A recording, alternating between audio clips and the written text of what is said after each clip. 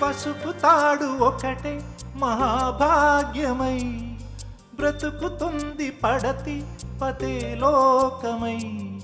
మగని మంచి కోసం పడే ఆర్తిలో సతిని మించగలరా మరే ఆప్తులు.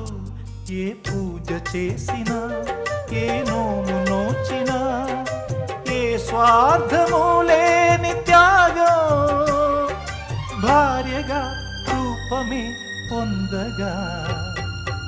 అపురూపమైనదమ్మ ఆడజన్మ, ఆ జన్మకు పరిపూర్ణత ఇల్లాలమ్మా.